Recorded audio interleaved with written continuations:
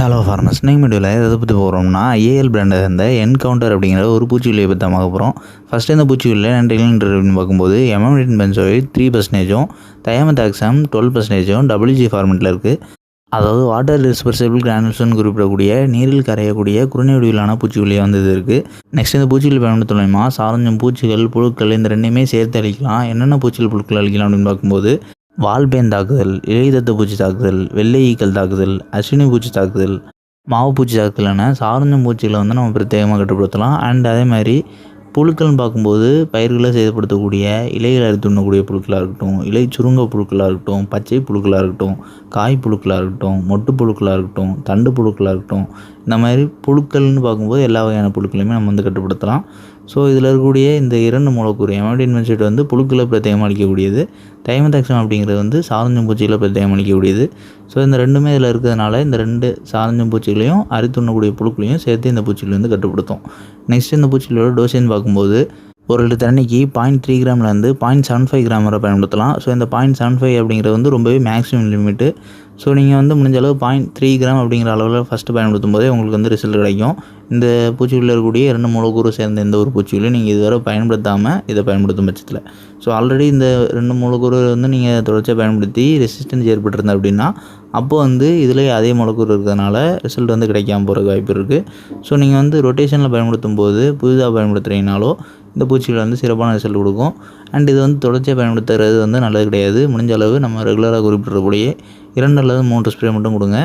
அதுக்கப்புறம் வந்து நீங்கள் பூச்சிக்கொல்லி ரொட்டேஷன் பண்ணால் மட்டும்தான் சுலபமாக பூச்சிகள் புழுக்களை வந்து கட்டுப்படுத்த முடியும். இல்லைனா ரெசிஸ்டன்ஸ் சுலபமாக ஏற்பட்டு மேலும் மேலும் பூச்சி புழுக்கள் தாக்குதல் வந்து தீவிரமடைஞ்சிக்கிட்டே இருக்கும், கண்ட்ரோல் ஆகாது.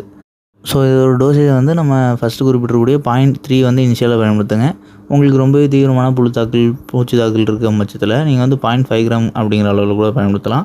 ஸோ முடிஞ்ச அளவு 0.3 கிராம் 1 லிட்டர் தண்ணிக்கு பயன்படுத்துங்க. அப்படி இல்லை உங்களுக்கு வந்து அதிகமான புழு தாக்கல் ஏற்பட்டிருக்கு அப்படிங்கிற பட்சத்தில் ஃபஸ்ட்டு ஸ்ப்ரேவை நீங்கள் வந்து 0.5 கிராமோ இல்லைனா 0.75 கிராமோ வந்து கொடுக்கலாம். ஆனால் எந்த டோசேஜில் பயன்படுத்தினாலும் முடிஞ்ச அளவு 2 அல்லது 3 ஸ்ப்ரே மட்டும் மேக்ஸிமம் கொடுங்க.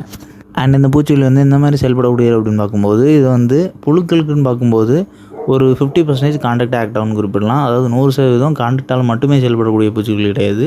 அதாவது பிரத்யேகமாக ஊடுருவி செயல்படக்கூடியதுன்னு குறிப்பிடலாம். இப்போ சாரஞ்சம் பூச்சிகளை பொறுத்தவரை நீங்கள் ஸ்ப்ரே பண்ணதுக்கு பிறகு சாரஞ்சும் போது இலைகள் கடிப்புறெல்லாம் உறிஞ்சும் போது இந்த பூச்சிக்கொல்லி இலைகள் வழியாக ஊடுருவி வேலை செய்கிறது மூலிமா பூச்சிகள் வந்து அழியும். அண்ட் புழுக்கள்னு பார்க்கும்போது நீங்கள் ஸ்ப்ரே பண்ணதுக்கு பிறகு இலைகளை அரித்து உண்ணும் போது ஸ்டொமக் ஆக்ஷன் மூலிமா அரித்து உண்ணதுக்கு பிறகு ஸ்லோ டவுன் ஆகி அழிஞ்சிரும்.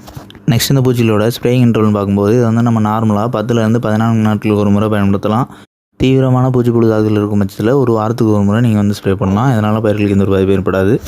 அண்ட் இந்த பூச்சிகள் வந்து ரெயின் ஃபாஸ்டன்ஸாக ஆக்ட் ஆகக்கூடியது. அதாவது நீங்கள் ஸ்ப்ரே பண்ணதுக்கு பிறகு குறைஞ்சது 4 மணி நேரம் மழை எதுவும் பொழிவு இல்லாமல் இருந்துச்சுனாலும் கூட 4 மணி நேரத்துக்கு பிறகு மழை பெஞ்சினாலும் இதோட ரிசல்ட் வந்து பயிர்களில் குறையாமல் செயல்படும். ஸோ 100% ரிசல்ட் மேக்ஸிமம் கிடைக்கிறதுக்கு வாய்ப்புகள் இருக்குது. அண்ட் இந்த பூச்சிகளோட கம்பேட்டபிலிட்டின்னு பார்க்கும்போது இந்த பூச்சிகள் வந்து நம்ம மற்ற எந்த ஒரு பூச்சிகள் கூடயோ இல்லைனா பூஞ்சான கொல்லிகள் கூடயோ இல்லைனா நுண்ணுயிர் மருந்துகள் கூடயோ இல்லைனா பிளான்கள் தில்டர்ஸ் கூடயோ உயிரிகள் கூடயோ சேர்த்து பயன்படுத்தலாம். இதனால் பயிர்களுக்கு எந்த ஒரு பாதிப்பும் ஏற்படாது. அண்ட் இந்த பூச்சிகளோட தோராயமான விலைன்னு பார்க்கும்போது 50 கிராம் வந்து 250 ரூபாயிலேருந்து 400 ரூபாய்க்குள்ளான விலையிலையும், 100 கிராம் வந்து 450 ரூபாயிலேருந்து 700 ரூபாய்க்குள்ளான விலையிலையும் அவைலபிளாக இருக்குது. ஸோ தேவைப்படுறவங்க வாங்கி பயன்படுத்திக்கலாம். அண்ட் இந்த வீடியோவில் ஏதாவது டவுட் இருந்துச்சுன்னா கமெண்ட் பண்ணுங்கள். நம்மளோட அக்ரிகல்ச்சர் சேனலில் நீங்கள் புதிதாக வீடியோ பார்க்கக்கூடிய விவசாயம் அப்படின்னா நம்மளோட சேனலை மறக்காமல் சப்ஸ்கிரைப் பண்ணிங்க.